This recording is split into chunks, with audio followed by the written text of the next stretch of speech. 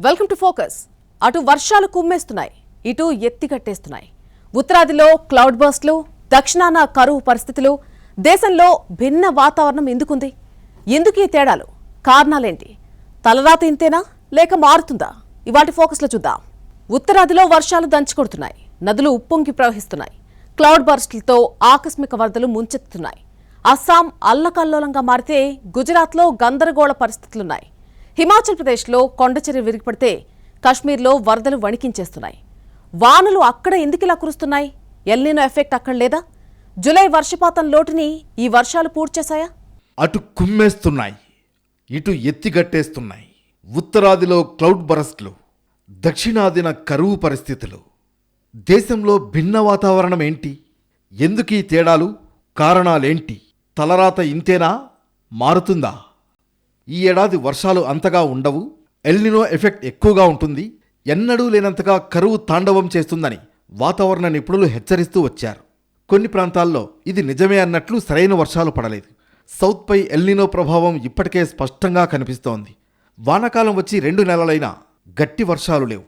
ఇప్పుడిప్పుడే కురుస్తున్న పరిస్థితులు ఆశాజనకంగా లేవు. జూన్, జూలై లోటు వర్షపాతాలు కలవరపెడుతున్నాయి. అదే ఉత్తరాది విషయానికొస్తే పూర్తి తేడా ఉంది. వానలు జోరుగా కురుస్తున్నాయి. అస్సాం, హిమాచల్ ప్రదేశ్, గుజరాత్, ఉత్తరాఖండ్, కశ్మీర్లో ఆకస్మిక వరదలు ముంచెత్తుతున్నాయి. దేశంలో విచిత్ర వాతావరణం ఆందోళన కలిగిస్తోంది. ఉత్తరాదిలో వానలు దంచికొడుతున్నాయి, ఆకస్మిక వరదలు ముంచెత్తుతున్నాయి. ఈ నెలంతా తరచూ వరద బీభత్సం కొనసాగింది. అస్సాం, గుజరాత్, జమ్మూ కశ్మీర్లలో నదులు డేంజర్ లెవెల్స్ దాటి ప్రవహిస్తున్నాయి. ఎల్నినో ఎఫెక్ట్ ఉన్నా ఇక్కడ విచిత్రంగా వానలు కురుస్తున్నాయి. ముఖ్యంగా అస్సాంని వరదలు ఆగమాగం చేశాయి. దాదాపు 5 లక్షల మంది నిరాశ్రయులయ్యారు. ప్రస్తుతం శివసాగర్, గోలాఘాట్, చరాయిడియో, జోర్హాట్, నాగావ్, కామ్రూప్ జిల్లాల్లో లక్షలాది మంది ప్రజలు వరద కష్టాలను ఎదుర్కొంటున్నారు. మొత్తం 5 జిల్లాల్లో ఈ సంఖ్య 5,24,000కు పైగా ఉండడం హైలైట్. ఇప్పటిదాకా వరదల వల్ల సంభవించిన మొత్తం మరణాల సంఖ్య 70 దాటింది. వరద బాధితుల కోసం ప్రభుత్వం సహాయక చర్యలను ముమ్మరంగా కొనసాగిస్తోంది. ప్రస్తుతం 90 సహాయక శిబిరాలు పనిచేస్తుండగా వీటిలో 28,695 మంది నిరాశ్రయులు ఆశ్రయం పొందుతున్నారు. ఇవి కాకుండా 94 సహాయ పంపిణీ కేంద్రాలు కూడా అందుబాటులో ఉన్నాయి. ఎన్డీఆర్ఎఫ్, ఎస్డీఆర్ఎఫ్, సివిల్ డిఫెన్స్ సిబ్బందితో కూడిన బహుళ ఏజెన్సీలు రెస్క్యూ, రిలీఫ్ ఆపరేషన్లలో యాక్టివ్గా పాల్గొంటున్నాయి. ప్రభావిత ప్రాంతాల్లో బాధితులను సురక్షిత ప్రాంతాలకు తరలించడానికి 67 పడవలను మోహరించారు. వరదల వల్ల భారీగా ఆస్తి, ప్రాణనష్టంతో పాటు వ్యవసాయ రంగానికి కూడా భారీ నష్టం వాటిల్లింది. సుమారు 37,000 హెక్టార్ల విస్తీర్ణంలో ఉన్న పంట పొలాలు ఇంకా నీటిలోనే మునిగి ఉన్నాయి. వరద ఉధృతికి 26,679 పశువులు కొట్టుకుపోయాయి. ప్రభావిత జిల్లాల్లోని వివిధ ప్రాంతాల్లో ఇళ్లు, రోడ్లు, ఇతర మౌలిక సదుపాయాలు దెబ్బతిన్నాయి. గోలాఘాట్ జిల్లాలోని నుమాలిగఢ్ దగ్గర ధన్సిరి నది ప్రమాద స్థాయికి మించి ప్రవహిస్తోంది. ఉత్తరాఖండ్లో ఎడతెరిపిలేని భారీ వర్షాలు పడుతున్నాయి. కొండచర్యలు వరుసగా విరిగి పడుతున్నాయి. దీంతో చార్ధామ్ యాత్రకు అంతరాయం ఏర్పడింది. ప్రయాణికుల భద్రతను దృష్టిలో ఉంచుకుని 2 రోజులు చార్ధామ్ యాత్రను తాత్కాలికంగా నిలిపివేస్తున్నట్లు అధికారులు ప్రకటించారు. పలు ప్రాంతాల్లో యాత్రా మార్గాలు దెబ్బతినడంతో పాటు రహదారులపై భారీగా రాళ్లు, మట్టి పేరుకుపోవడంతో రాకపోకలు నిలిచిపోయాయి. ముంకటియా ప్రాంతంలో కొండచర్యలు విరిగిపడడంతో కేదార్నాథ్ హైవే కంప్లీట్గా క్లోజ్ అయింది. రహదారిపై పడిన భారీ శిలలు, రాళ్లు, మట్టిని తొలగించేందుకు యుద్ధ ప్రాతిపదికన భారీ యంత్రాలతో సహాయక చర్యలు కొనసాగుతున్నాయి. జిల్లా యంత్రాంగం యాత్రికుల భద్రత కోసం అన్ని అవసరమైన చర్యలు చేపట్టగా యాత్ర నియంత్రణ కేంద్రం పరిస్థితిని ఎప్పటికప్పుడు పర్యవేక్షిస్తోంది. సెక్టార్ అధికారులు, పోలీసులు, విపత్తు నిర్వహణ బృందాలు సమన్వయంతో పనిచేస్తూ టూరిస్టులకు ఎప్పటికప్పుడు సూచనలు జారీ చేస్తున్నాయి. అధికారులు అనుమతిచ్చే వరకు ఎవరూ యాత్రకు బయలుదేరవద్దని, అధికారిక సమాచారం మాత్రమే నమ్మాలని సూచించారు. హిమాచల్ ప్రదేశ్లో భారీ వర్షాలు బీభత్సం సృష్టిస్తున్నాయి. వరదలు కుదిపేస్తున్నాయి. చంబా జిల్లాలో భారీ వర్షాల ధాటికి పలుచోట్ల కొండచర్యలు విరిగిపడ్డాయి. పదుల కొద్దీ వాహనాలు బురదలో కూరుకుపోయాయి.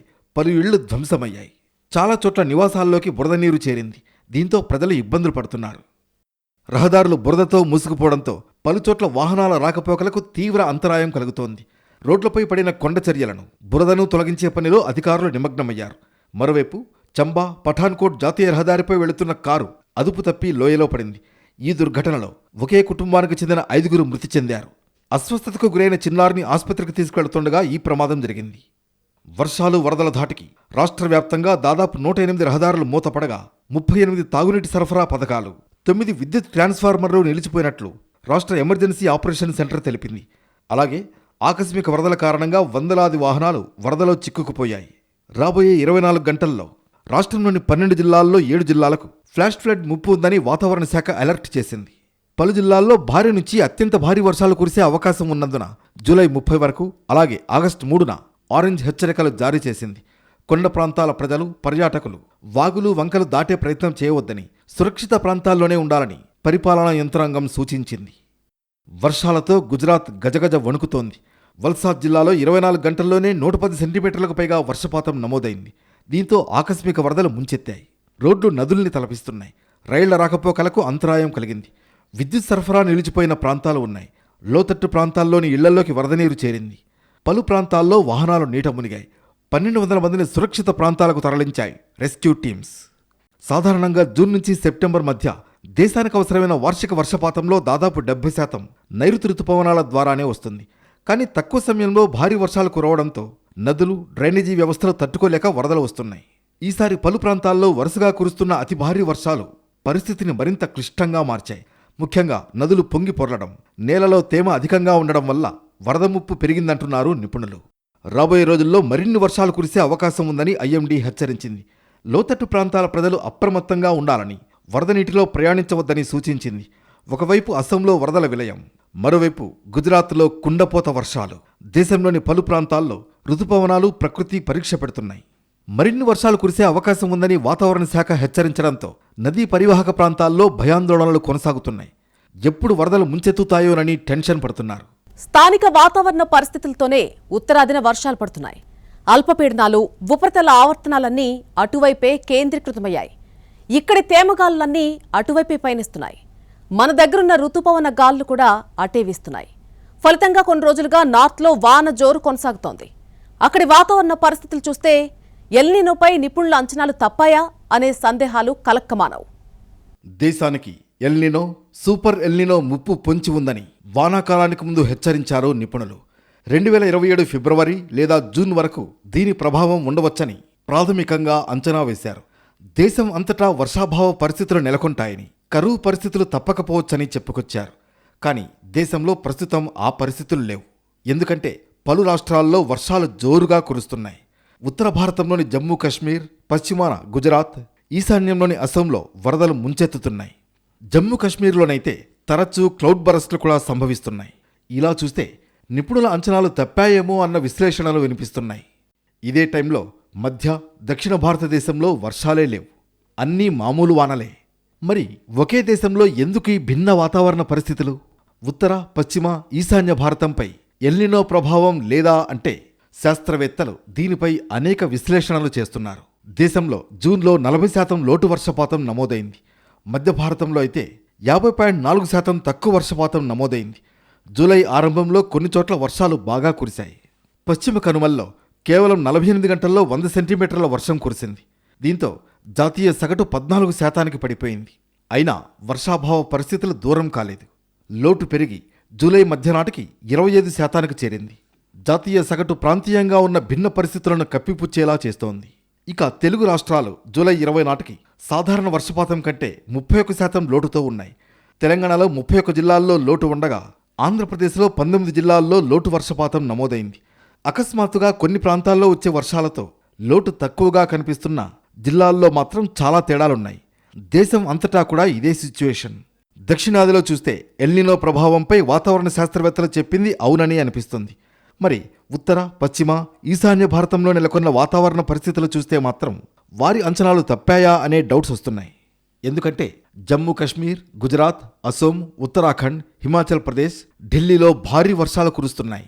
వరదలు ముంచెత్తుతున్నాయి. వీధులు చెరువుల్ని తలపిస్తున్నాయి. వేలాది మంది నిరాశ్రయులయ్యారు. జమ్మూ కాశ్మీర్లోనైతే క్లౌడ్ బరస్ట్లు సంభవిస్తున్నాయి. దీని ప్రభావంతో కొండ చర్యలు విరిగిపడుతున్నాయి. అనేక మంది ప్రాణాలు కోల్పోయారు. ఇక హిమాచల్ ప్రదేశ్లోని చంబాలో ఓ కారుపై కొండ చర్యలు విరిగిపడడంతో 12 మంది చనిపోయారు. ఇవి దేశంలో భిన్న వాతావరణ పరిస్థితులకు ఎగ్జాంపుల్స్. దక్షిణ భారతదేశంలో వర్షాభావం, ఉత్తర, పశ్చిమ, ఈశాన్య భారతంలో వరదలు. దక్షిణాది వరకు ఎల్నినోపై శాస్త్రవేత్తల అంచనాలు వాస్తవమే.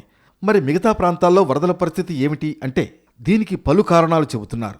వారు చెబుతున్న దాని ప్రకారం ఎల్నినో ప్రభావం ఉన్న కొన్ని ప్రాంతాల్లో అది అత్యంత భారీ వర్షాలను నిలువరించలేదు. బలహీనమైన రుతుపవనాలు ఉన్న ద్వీపకల్పం చుట్టూ సముద్రం వేడిగా మారడంతో తక్కువ వ్యవధిలో అతి భారీ వర్షాలు పడే అవకాశాలుంటాయి. ఇక సువిశాల భారతదేశంలో వాతావరణం ఎప్పుడూ ఒకేలా ఉండదు. కశ్మీర్ నుంచి కన్యాకుమారి వరకు భౌగోళికంగా చూసినా చాలా భిన్నంగా ఉంటుంది. స్థానిక వాతావరణ పరిస్థితులు కూడా రైన్స్ను డిసైడ్ చేస్తాయి. ఒక్కసారి జమ్మూ కశ్మీర్ విషయానికొస్తే అది పూర్తిగా ఎత్తైన కొండలు, గుట్టలు, లోయలు, మంచుతో కూడి ఉంటుంది. సాధారణంగా ఇక్కడి కొండలు ఋతుపవన మేఘాలను అడ్డుకోవడం వల్ల అక్కడ వర్షాలు తక్కువగా కురుస్తాయి. కానీ జమ్మూ కశ్మీర్లో తేమ పరిస్థితులు మధ్యధరా సముద్రంలో ఏర్పడే తుఫాన్లపై ఆధారపడి ఉంటాయి. అక్కడ జరిగే మార్పులు జమ్మూ కశ్మీర్లో వాతావరణాన్ని నిర్దేశిస్తూ ఉంటాయి. ఇక కశ్మీర్లో ఇటీవలి కాలంలో భౌగోళికంగా అనేక మార్పులు వచ్చాయి. అభివృద్ధి పేరుతో కొండల్ని తొలచి నిర్మాణాలను చేపట్టారు. చెట్లను విపరీతంగా నరికివేశారు. నదుల గమనం మారేట్లు చేశారు. దీనివల్ల వాతావరణంలో సహజంగా జరిగే ప్రక్రియల్లో మార్పు వస్తోంది. అందుకే అక్కడ ఆకస్మిక వర్షాలు, క్లౌడ్ బరస్ట్లు, కొండ చర్యలు విరిగిపడడం వంటివి జరుగుతున్నాయి. గుజరాత్ విషయానికొస్తే అది సాధారణంగానే భారీ వర్షాలు కురిసే భౌగోళిక ప్రాంతంలో ఉంది. దేశ పశ్చిమం వైపు ఉన్న ఈ ప్రాంతంపై అరేబియా సముద్రంలో వీచే బలమైన గాలులు, తేమ వాతావరణం ప్రభావం చూపిస్తూ ఉంటుంది. అంతర్జాతీయ వాతావరణంలో ఒత్తిడి ఏర్పడినప్పుడు ఈ గాలులు బలహీనంగా మారతాయి. దీంతో అక్కడ భారీ వర్షాలు కురుస్తున్నాయనే అంచనాలు ఉన్నాయి. ఈశాన్యంలో ఉన్న అసోంలో సాధారణంగానే ఎక్కువ వర్షాలు పడతాయి. బంగాళాఖాతం, హిమాలయాల్లో జరిగే మార్పులే దీనికి రీజన్. ఇప్పుడు కూడా ఆ పరిస్థితుల వల్లే అక్కడ భారీ వర్షాలు కురుస్తున్నాయని వాతావరణ శాస్త్రవేత్తలు చెబుతున్నారు. నిజానికి ఎల్నినో అంటే ప్రతి చోట మొత్తం కరువు అని అర్థం కాదు. ఇవి తరచూ ఆకస్మిక వర్షాలకు కూడా కారణమవుతాయి. స్థానికంగా ఉన్న భౌగోళిక పరిస్థితులు కూడా అక్కడ వర్షాలు లేదా కరువుల్ని నిర్దేశిస్తాయి. సముద్రంలో ఎలాంటి హెచ్చరికలు లేకుండా మార్పులు జరుగుతాయి. దానికి ఎలాంటి రూల్ బుక్ ఉండదు. దాని ప్రభావం దగ్గరలో ఉండే ప్రాంతాల మీద ఉంటుంది. వీటన్నింటి వల్ల ఎల్నినో ప్రభావం ఉన్న వర్షాలు కురుస్తున్నాయంటున్నారు నిపుణులు. వాతావరణంలో పెరుగుతున్న వేడి వల్ల భిన్నమైన పరిస్థితులు ఏర్పడుతున్నాయి. 1 డిగ్రీ మేర వేడి పెరిగితే 7% నీటిని ఆవిరి కాకుండా పట్టేస్తుంది. సరైన వాతావరణ వ్యవస్థలు ఏర్పడితే తక్కువ సమయంలో ఎక్కువ తేమ విడుదలవుతుంది. ఫలితంగానే గుజరాత్, అసోం, కశ్మీర్లలో భారీ వర్షాలు కురుస్తున్నాయి. అదే సమయంలో ఎల్నినో మరింత బలపడడం ఆందోళన కలిగిస్తోంది. పసిఫిక్ మహాసముద్ర ఉపరితలం వేడిగా మారినప్పుడు ఎల్నినో వృద్ధి చెందడంతో ఉష్ణమండల ప్రాంతాల్లో గాలులు, వర్షాలపై ఎఫెక్ట్ పడుతోంది. ప్రస్తుతం తెలుగు రాష్ట్రాలు సహా దక్షిణ మధ్య భారతంలో నెలకొన్న వాతావరణం దాని ప్రభావమే. ఇక తెలుగు రాష్ట్రాలకు సంబంధించి శాస్త్రవేత్తలు చేస్తున్న హెచ్చరికలు ఆందోళన కలిగిస్తున్నాయి. గతంలో ఎప్పుడూ చూడనంత ఉష్ణోగ్రతలతో కూడిన కాలాన్ని చూడాల్సి రావచ్చు అని అంటున్నారు. తీవ్రమైన వడగాల్పులు, అధిక రాత్రి ఉష్ణోగ్రతలు, పంటల దిగుబడులు తగ్గడం వంటివి తలెత్తవచ్చని చెబుతున్నారు. వాతావరణాన్ని అంచనా వేయడానికి దేశంలో అత్యంత పటిష్టమైన వ్యవస్థలు ఉన్నాయి. కొన్ని నెలల ముందుగానే అంచనాలు, హెచ్చరికలు వస్తున్నాయి. అయితే ఎన్ని ఉన్నా ఒక్కోసారి ప్రకృతిలో జరిగే మార్పులను ఖచ్చితంగా అంచనా వేయలేం కూడా. అవి భారీ వర్షాలైనా, కరువులైనా. ఒక రకంగా కశ్మీర్, అసోం, గుజరాత్లో వరదలు, మిగతా ప్రాంతాల్లో వర్షాభావ పరిస్థితులను ఆ కోణంలో చూడవచ్చంటారు నిపుణులు. మరోవైపు భారత్లో జూలై నెల దాదాపు సాధారణ వర్షపాతంతో ముగిసే అవకాశం ఉన్నప్పటికీ నైరుతి రుతుపవనాల సీజన్ మొత్తం మీద వర్షపాత లోటు 15% దగ్గరే కొనసాగబోతోంది. జూలైలో వర్షపాతం తీవ్ర హెచ్చుతగ్గులు చూసింది. తొలి వారం అత్యధిక వర్షాలు, రెండో వారం పొడి వాతావరణం. జూలై 21 నుంచి 24 మధ్య మరోసారి భారీ వర్షాలు కురవడంతో నెలవారీ వర్షపాత లోటు తొలగిపోయింది. నెలాఖరుకు కూడా ఇదే స్థాయిలో ఉండే ఛాన్స్ ఉంది. బంగాళాఖాతంలో ఏర్పడిన తీవ్ర అల్పపీడనం, రాజస్థాన్పై ఉన్న చక్రవాత ప్రసరణ ప్రభావంతో నెల చివరి రోజుల్లో పెద్ద స్థాయిలో వర్షపాత లోటు ఏర్పడే అవకాశం లేదనేది స్కైమెట్ రిపోర్ట్. ఈ నెలలో వర్షపాతం మెరుగుపడినప్పటికీ వర్షాకాలం మొత్తం మీద ఉన్న 15% లోటు సీజన్ రెండో భాగంలో భర్తీ అవుతుందనే స్పష్టమైన సంకేతాలు కనిపించడం లేదంటున్నారు వాతావరణ నిపుణులు. భవిష్యత్ వర్షపాత పరిస్థితి ప్రధానంగా బలపడుతున్న ఎల్నినో, ఇండియన్ ఓషన్ డైపోల్ పరిణామాలపై ఆధారపడి ఉంటుందని స్కైమెట్ తెలిపింది. ఇవి భారత వర్షాకాలంపై భారీగా ప్రభావం చూపే 2 ప్రధాన వాతావరణ కారకాలు. సీజనల్ వర్షపాత పరిస్థితిపై మరింత స్పష్టత ఆగస్టు తొలివారంలో వచ్చే అవకాశం ఉందని అంటోంది. రాబోయే 10 రోజుల్లో తూర్పు, ఈశాన్య, వాయువ్య భారత ప్రాంతాల్లో విస్తృతంగా సమయానుకూలంగా వర్షాలు కురిసే అవకాశం ఉందని చెబుతోంది. కానీ మహారాష్ట్ర, గుజరాత్తో పాటు మధ్య భారత ప్రాంతాల్లో మాన్సూన్ బలహీన దశ కొనసాగే ఛాన్స్ ఉంది. తెలుగు రాష్ట్రాలు సహా దక్షిణ భారతదేశంలో ప్రస్తుత వాతావరణ పరిస్థితులు చూస్తూ ఉంటే ఎల్నినో హెచ్చరికలు నిజమే అనిపిస్తున్నాయి. వర్షాకాలం వచ్చి 2 నెలలు దాటేస్తున్నా అడపాదడపా నామమాత్రంగా కురవడం తప్ప ఒక్కటంటే ఒక్కటి గట్టి వానే రాలేదు. ఇందుకీ పరిస్థితి వచ్చింది. ఉత్తరాదికి మనకు తేడా ఏంటి? ఎల్నినో పరిస్థితులు భిన్నంగా కనిపిస్తున్నాయి. ఉత్తరాన కుంభవృష్టి పడుతుంటే దక్షిణాదిన మాత్రం వానలు లేక పంటలు ఎండిపోతున్నాయి. అక్కడ ఊర్లకు ఊర్లు మునిగిపోతుంటే ఇక్కడ చుక్క నీరు లేక తడారుతున్నాయి.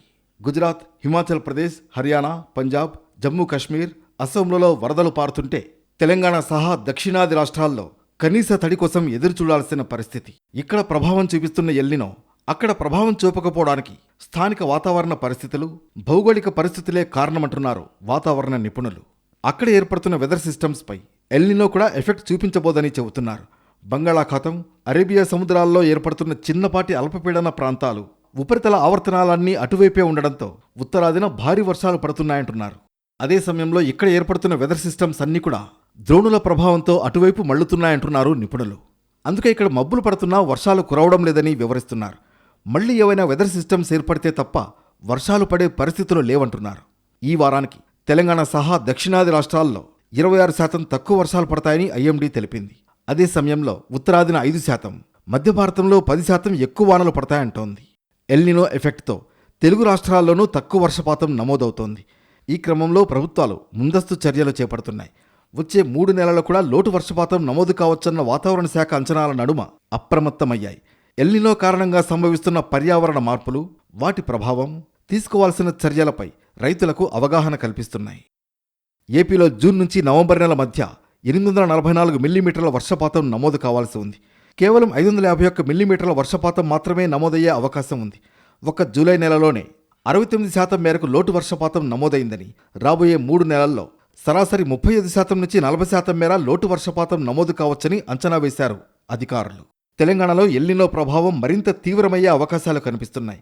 23 జిల్లాల్లో లోటు వర్షపాతం నమోదైంది. మొత్తం 621 మండలాల్లో 340 మండలాలు వర్షాభావ పరిస్థితులలో ఉండగా 39 మండలాల్లో తీవ్ర వర్షాభావం నెలకొంది.